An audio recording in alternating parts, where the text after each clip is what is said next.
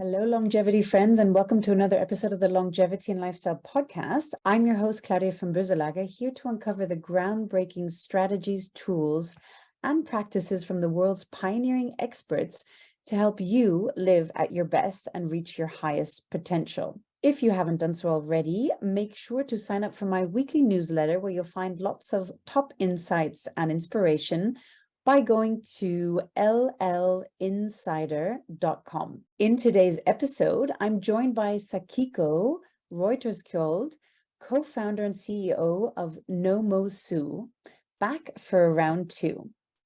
NoMoSu delivers sumptuous organic treats that are free of sugar. Think no more brain fog, no more bad skin, no more fat gain, no more elevated chronic diseases. In today's episode, you'll find out more about why sugar is so addictive, healthy sweetness steps to quit sugar, and top tips on how to stay on track, as well as why we need to be more cautious with fructose. Please enjoy.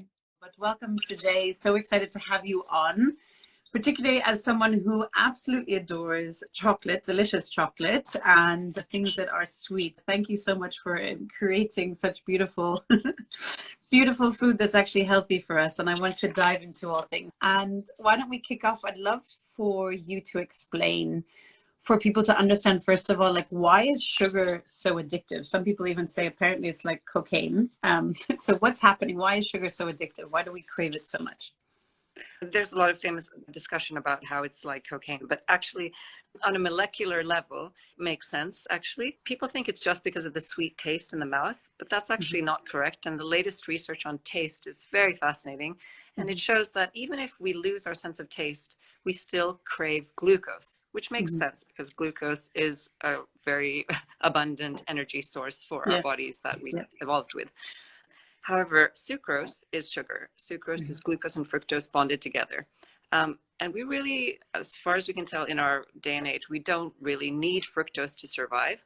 Fructose is quite particular in the fact that it's the only thing we eat that actually increases our ghrelin, our hunger hormone, and actually suppresses the functioning of our fullness hormone. So that combination of suppressing fullness, increasing hunger, basically just makes you eat more. And if you're eating the sugar, you'll probably eat more sugar, right? And that makes you eat more and more. So that's the reason for the eating more of sugar. But I don't know if addiction is the best way to describe it. You could describe it that way, but it's a different mechanism basically. And then also the fact that our intestines sense, oh, there's glucose here, we want it. So even if you lose your sense of taste, you still will want the sugar for survival reasons. The problem now is that we're surrounded by sugar. Every single packaged food product nearly has added sugar to it, and we really don't need it. And it's just fueling this hunger and fullness decrease vicious circle. Yeah, I think that's such a good point as well. But reading labels is so important. I mean, I'm so shocked also in the US, they even put sugar in bread. Bread's supposed to be sweet, right? And I think it's keeping an eye on that. And also on the serving sizes as well, because people think, it's, oh, there's only 5 grams of sugar in here but then they have to realize it's per 30 grams and not per 100. Exactly. So always per 100 grams and ideally something under 5 grams. Can you discuss a little bit about the detrimental impact of sugar on health? What is actually going on there and how that then obviously plays on well-being and longevity? Yes. To take a step back, I'll try to go through it really quickly. The reason it's bad for us now actually is the same reason that it helped our species to survive a certain time in our evolutionary history. You might think why would nature create such a thing that's so terrible for us? There was a time in our evolutionary history when we were mainly eating fruit, basically, and there was fruit all year round. And then our ancestor species started suffering from the climate change that was happening at the time, which was reducing temperatures and thus making there not be fruit all year round. And at that point in time, there was a genetic change in our genes that allowed us to store more fat from fructose, which is the sugar in fruit. So that key genetic change allowed us to survive the winters and probably allowed our whole species to survive when it otherwise wouldn't have. That's great. But basically, remember what I just said there. Fructose, we can store more fat from fructose than other animals, and really effectively. So storing fat from fructose.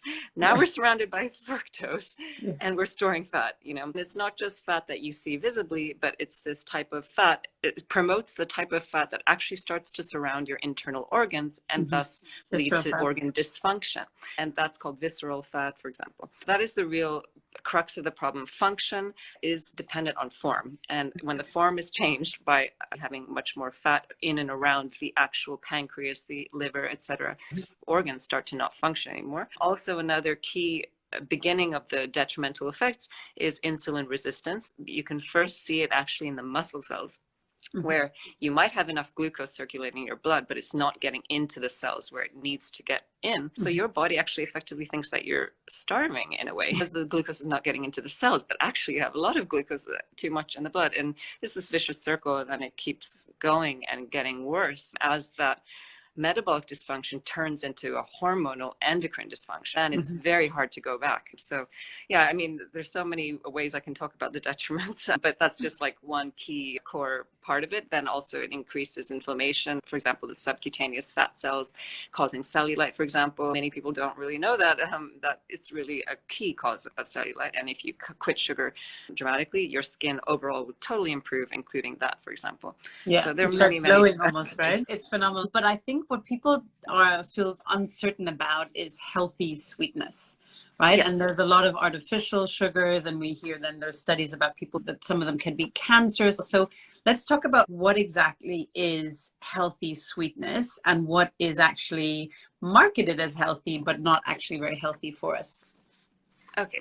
Yeah. So broadly speaking, I like to speak on a molecular level, a biochemistry level, because it's what matters. Like the biochemistry of the thing you're putting in your mouth will go down and have a different impact on your whole system, depending on what it is. And so, for example, there are many different bitter foods, right? Bitter coffee is bitter, tea is bitter, some dark leafy vegetables are bitter, and so on. That doesn't mean that the bitterness comes from the same biochemistry, the same type of molecule. So it's the same with sweetness. So we have sweet taste in nature and artificially produced, that some of the ones in nature are forms of sucrose, fructose, glucose. Those are the main. And what makes sucrose, table sugar, sweet, or cane sugar, beet sugar, sweet, is the fructose part. There's fructose in many different things, a lot, and mostly in fruit. But there are also ingredients found in nature that activate the sweet taste receptors, but are not sucrose, are not fructose, are not glucose. So examples of these, they might have other flavors within them. Licorice, for example, has no fructose in it. It tastes sweet. It has a licorice taste as well as tasting sweet. You can't necessarily use it in a cake recipe and come out with the same result as table sugar. Then you have this tea we drink in Japan called amacha, which the leaves are very sweet. They're also a type of molecule called a glycoside that is not a sugar. It tastes sweet, and it actually has no calories. It's not metabolized into energy. Taste activates your cell taste receptor, goes through you, done. So that is the same with, I'll just list quickly what I feel based on all of the research I've done over many, many years and performed ourselves. Healthy sweeteners that are available commercially are stevia, erythritol, xylitol, monk fruit extract. Monk fruit extract, by the way, is a very similar molecule to the stevia leaf molecule. So they both activate the cell taste receptor. Now, all these things I'm saying essentially have no calories and are not metabolized into energy, except xylitol. I still think xylitol is fine because some of it is metabolized into glucose, but no fructose. And fructose is the thing I'm trying to avoid. And then there's allulose, which is kind of a new kid, new-ish, not that new. But I am still not 100% comfortable. I'm not saying it's bad at all. It's just that it has this blood glucose lowering effect, which sounds fantastic. At least as far as all the work I've done to try and find any studies, there's no study that demonstrates mechanistically how that is happening. I'm a bit worried, wow, that's quite a big effect that it has. Why is it doing that? How is it doing that? What is the cellular metabolic pathway? So that's why I'm a bit but I'm definitely cautious. I would still take the risk of having that over having sugar, for sure. Of course, yeah. In terms of the healthiest, so all the ones I listed are at least health neutral, no negative consequences. But there are a couple that have added health benefits, particularly stevia. Stevia is fascinating. It's an adaptogen. It actually has been used in indigenous populations to treat people with high blood pressure and high blood sugar. I don't know how they figured this out, but they did. And now all the scientific research has unlike with the allulose, mechanistically described and studied and explained exactly mechanistically how it works to lower blood glucose. So if you have someone with insulin resistance having like a bowl of white rice, you will see their blood glucose and their insulin area under the curve be very high. If you give that this is not exactly the experiment that was done, but just to make it easier to understand, you give a high carb meal like that with the stevia, they will have a 30% lower blood glucose area under the curve, which is a fantastic thing for them to manage blood glucose. And then stevia has also many interesting studies on its anti-inflammatory effects, antioxidant effects, etc. Of course, it matters how much dosage there is and so on. But so that's why I think stevia is particularly fascinating, because it really has medicinal properties. And just a question that I'd love you to share as well around stevia. So not all stevia is created equal. And obviously go-to for a lot of people is what's in the supermarket and what's available. So what is key to finding the most quality stevia? You're using that as a sweetener. Yeah. Okay. There's a certain percentage of stevia on the market that is not even taken from the leaves. It's like created in the lab, and so on. So that it'll never be organic. So it'll be a non-organic stevia. There's another type, which is 99% of what's on the market is chemically extracted stevia. But so many plant extracts are chemically extracted. It's the easiest kind of known way to do things. But the actual end result of what you end up with is like the core of the stevia molecule. So from a health perspective, I don't see a big problem with chemically extracted stevia. It doesn't sound nice that it's chemically extracted. So many things that we eat actually are chemically extracted. We don't even know, like vegetable oils, or sometimes they use hexane to extract. So, it's like a typical commercial process.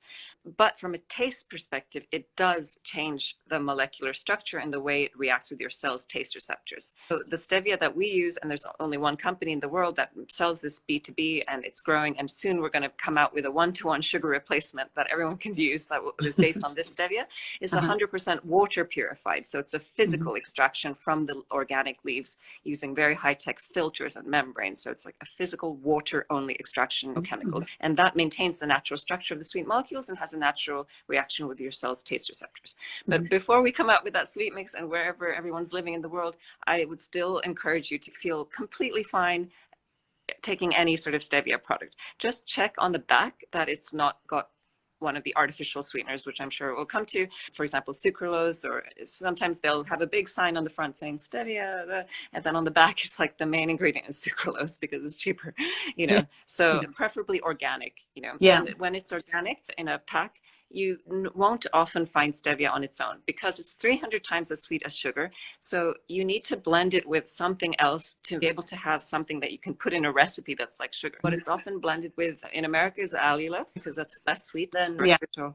Is naturally occurring in mushrooms and fermented foods. It's a natural byproduct of fermentation. It has a funny sounding name if you haven't heard it before, but it's totally natural. So erythritol totally is fine. And that is less sweet than sugar. So combined with stevia, it's often found together like that. I would feel totally comfortable buying kind of any stevia product as long as it doesn't have one of the artificial sweeteners in it. And it's not because they're artificial that I have a problem with artificial sweeteners, because I went through each one and read every single paper published on each one. And not all of them cause cancer or anything, but each one has issues from a health perspective. Maybe that's not a coincidence, being artificial or synthetically created. I wasn't like against it simply because it's created by a human. I was open-minded, but I concluded, and you can see on our website, NoMoSu.com, a whole section on artificial sweeteners. You can see all the summaries and all the references to the published papers on them. It's so helpful, and thank you so much for walking through, because just the detriment of sugar and where it's hidden. So we don't just like to look at the problem, but figure out what are great solutions. And NoMoSu has been doing amazing research and producing also delicious products around it. If you haven't tried them yet, do check them out. Can you explain, or can you share, like, what are the falsely marketed healthy sugars where people should really look out for? This episode is brought to you by AeroFit. How many of us develop bad breathing habits? I know I did. It wasn't until I tried the AeroFit device that I relearned how to breathe better. Even after a few 2 to 3 minute sessions, I could tell the difference when running. AeroFit is a smart respiratory muscle trainer that allows you to track, monitor, and improve the strength of the pulmonary muscles. You start by inputting your metrics and goals in the app, followed by a baseline lung test, and then start your individualized breath training sessions. This device can benefit everyone from high-performance athletes to breathwork practitioners to those who just want to breathe better. In as little as 5 to 10 minutes a day, you become more efficient at breathing, all while sitting on your couch. So if you're ready to take your lung strength and flexibility to the next level, as well as improving your neuromuscular pathways, leading to better breathing biometrics, then AeroFit is for you. And for you, dear audience, you can go to aerofit.com, that's AIROFIT.com, and use discount code Claudia15 to get 15% off. Yeah, so basically you can just look at the back and see the sugars per 100 grams. Hopefully that's regulation it has to show there. If it has 99 grams per 100 grams, like coconut sugar does, it's sugar, meaning sucrose, meaning it has fructose. So people have really milked this idea of natural as being good. There are so many plants and things in nature that would kill us like immediately if we ate them, you know? So simply because something is natural does not mean at all that it's necessarily good for you. And cane sugar is natural, beet sugar is natural, coconut sugar is natural. People argue that coconut sugar has a lower glycemic response. That is a terrible argument because actually if you look at the composition of coconut sugar, it actually has more fructose than glucose. And while we focus sometimes a lot on glycemic index, which is relevant, fructose gives no, like hardly any glycemic response. Fructose is the most damaging part of sugar, but it doesn't spike your blood glucose on its own immediately. But over time, it does elevate your blood glucose because it makes you insulin insensitive. The idea that coconut sugar is low GI is actually the reason why it's even maybe worse than table sugar because it's high fructose. Agave syrup, very high fructose, more fructose than high fructose corn syrup. Agave syrup has more fructose than high fructose corn syrup, but it has a leaf or a plant on the front, a picture, and you're like, oh, yeah, looks nice. People are like, oh, this is the healthy sweetener. And it's so unfair because it's so misconceiving. I think so many people want to eat the right sugar, right sweetness. And I myself, back before I knew, I thought, oh, coconut sugar, like it's derived from coconut, must be healthy. No, not the case at all as well. So what's great is that there are alternatives. Stevia is amazing for sort of day-to-day. People put it in their coffee or things as well for baking. I think monk fruit extract is great. Xylitol erythritol is good. Just xylitol careful because apparently it's toxic for dogs. Lizzie told me once her neighbor's dog ate a birthday cake that was filled with xylitol and sadly died. So just to be really, really careful of, and I haven't looked into the research around that as well, why, but for humans, it's perfectly fine, perfectly healthy as well.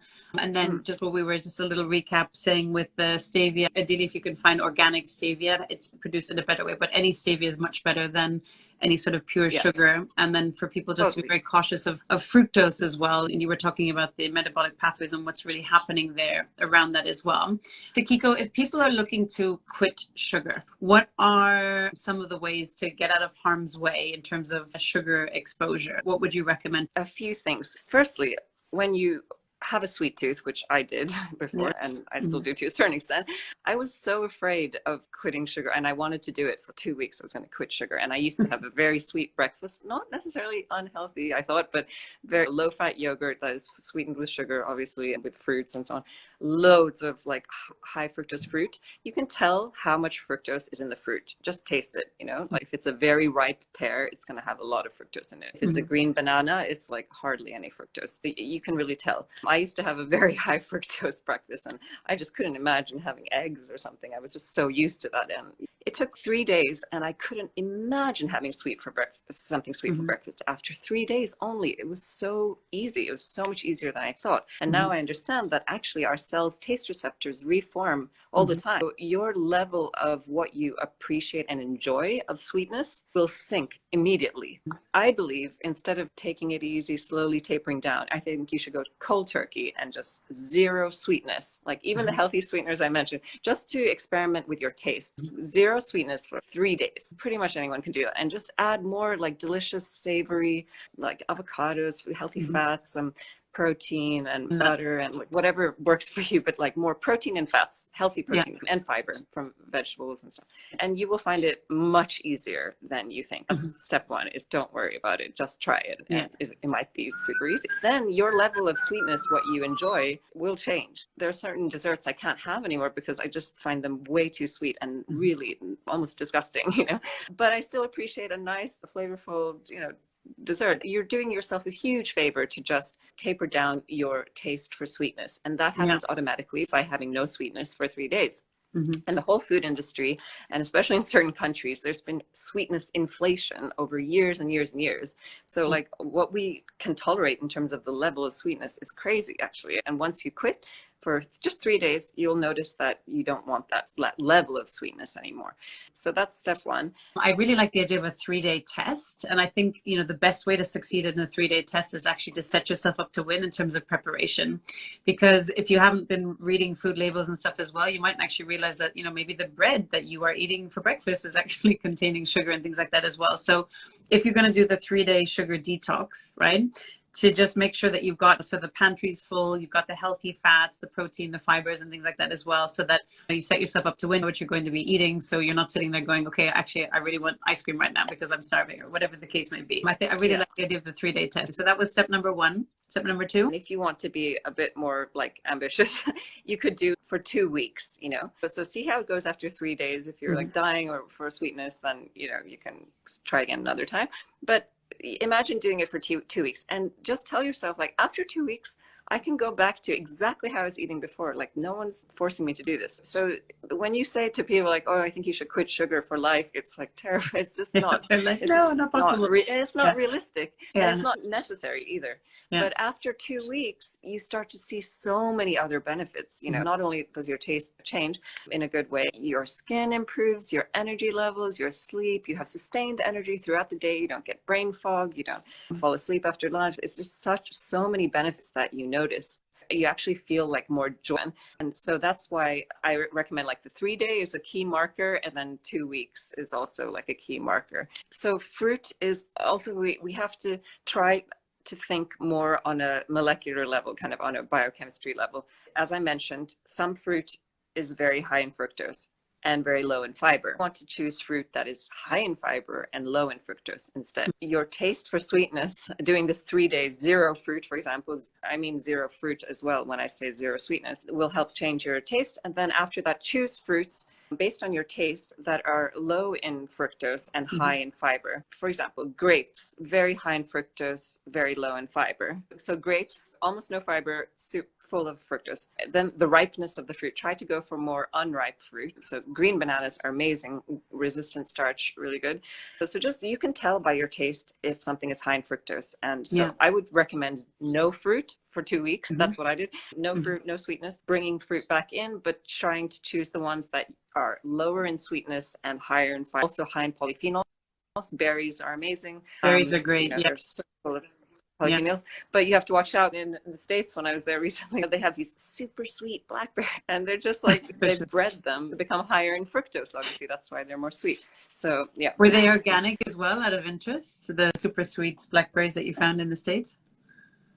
No, they were not organic, actually. If people, obviously it's a more expensive label, but I think to think of investment in your health long term, there's so much pesticides sprayed on non-organic fruit, especially if you're like the ones that you're eating the peel. Obviously, if you're taking off a peel, it doesn't really matter. But if you're looking at berries and things like that, if you can, try to go for the organic ones that, you know, shouldn't, in most countries, do not have pesticides sprayed on it. We were talking about the different steps for getting off of sugar. So doing the 3-day detox, setting yourself up to win, making sure you've got the healthy fats, the protein, the fibers in. If you can stretch it to 2 weeks, and then really put yourself into the challenge of 2 weeks and really seeing where is benchmarking where you were before, where you're feeling after, how's the brain fog, how is your health, how's your skin, etc. So we got to the 2 weeks, Sakiko. What would you recommend for thereafter? Yeah, okay. So the other things are, we talked about labels, and as you mentioned, just to repeat, look at the per 100 grams. You can compare products by per 100 grams and just look at the sugars. And if it's 5 grams and under, I think it's okay to eat this product that you have in your hand. If it's 10 grams per 100 grams, maybe once in a while or a little. But if it's more than 10 grams per 100 grams, I would just not buy that product for Better now, to avoid. if you want to avoid sugar. And then also check the ingredients and see if there are added sugars and so on. But really, the nutritional table tells you a lot. That's another thing. And then in terms of like meals, we've been talking a lot about fructose, the thing that I want to avoid the most. Glucose is found in everything like broccoli and many healthy products or food. We mentioned briefly glycemic index, glycemic load. So like white rice, potatoes, those are free. They don't have fructose in them. That's why they're not sweet, but they're mainly glucose. And so they will spike your blood glucose, and you don't want to do that too often and too much. And so what really helps, and it's quite easy to think about, is just have fiber at the beginning of your meal. The salad first, not last. Salad first, and then have, if you can, I'm half Japanese, so I'm a bit obsessed with this product called shirataki noodles, which is made of this fiber, which is the best fiber in the world for your gut microbiome. They sell them now just like they do in Japan. They're transparent, or they sell them with a bit of gluten-free oat flour, so to make them look white, to make you feel like, oh, I'm having pasta, but it doesn't have the same exact texture as pasta. I think most people enjoy pasta because of the sauces that you put on top. So if you just make these noodles and you just dry fry them after boiling them for 2 minutes, and you have them with whatever sauces you enjoy, it's such a good fiber for your gut microbiome. It's a prebiotic fiber. And then also, it has, I don't know, 8 calories per 200 grams, or not much at all. That's not the main point. The main point is that it's not going to spike your blood sugar. It'll lower your blood sugar if you're having other carbs with your meal, because of it being pure fiber almost. So have that maybe once in a while. But in Japan, we eat it sometimes even in blocks. Actually, there are many, if you like search slim noodles or like on Amazon, you'll find all these different products. They come in different shapes. They're either a block, or they're like the shape of fettuccine, or they're the shape of spaghetti. They make them in different ways for people to enjoy. So protein and fiber really help to lower blood sugar responses and make you feel full. And when you feel full, you don't eat as much of the dessert. So that really makes a big difference. It sounds like trivial, but over time, it makes a huge difference. So don't have ice cream on an empty stomach. The other key point to quitting sugar, if you really want to minimize the damage of sugar, please just try not to have liquid sugar. That means even smoothies that are high in fruit. So when you've got liquid sugar, it actually physically has a different pathway in your body, because the wall of our intestine has ways to absorb and deal with the fructose and actually avoid it going to the liver if it's a reasonable amount and not in a liquid form and so on. If it's in liquid form, a bunch of that fructose is going straight to the liver and causing all the damage we spoke about, causing visceral fat and metabolic dysfunction, etc.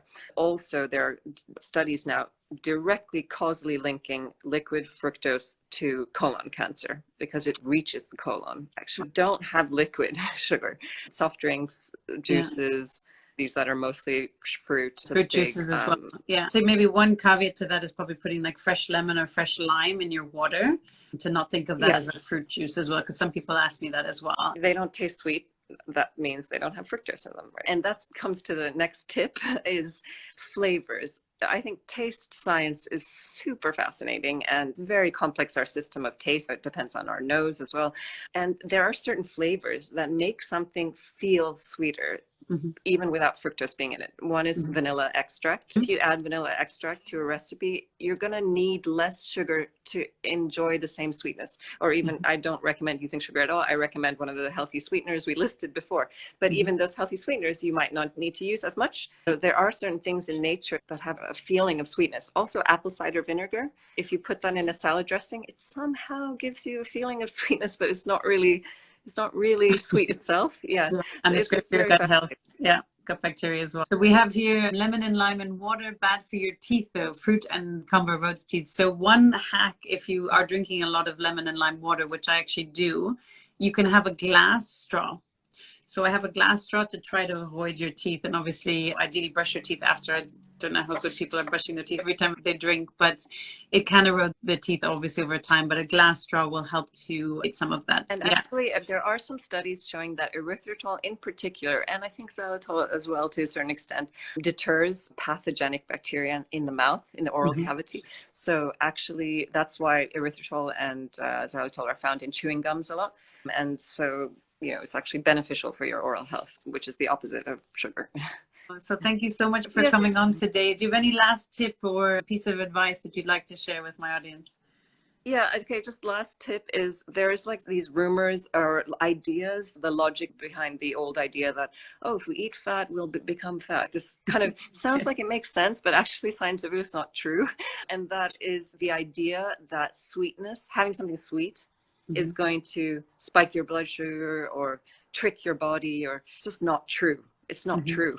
It depends on the compound, right? Yeah, exactly. So there are sweet molecules, the healthy ones we mentioned, that do not spike your blood sugar and that do not trick your body or anything. There is healthy sweetness. And don't let the big food companies who really don't want you to understand this fool you or spread these rumors. So for everyone listening, just to recap on the healthy sugars, right? Sakiko, maybe you can just list them off again, the 5 healthy ones to focus on and to really try to avoid all the other ones if you're doing the sugar detox or just to use it as a special treat. So can you recap the 5 key healthy sugars? But just to note that they are not sugar. They are not sucrose. They're not sweeteners, excuse me. Erythritol, xylitol, which a little bit breaks down into glucose. So it has some calories, it has some glucose, but no big deal. Erythritol, xylitol, monk fruit extract, stevia leaf extract, and allulose, we think is okay, but we would like to understand how it works more carefully. A little bit more as well. Amazing. Well, thank you so much, Sakiko, for being on today. Feel free to reach out to Sakiko or myself if you have any further questions, of course, and wishing you all a wonderful day.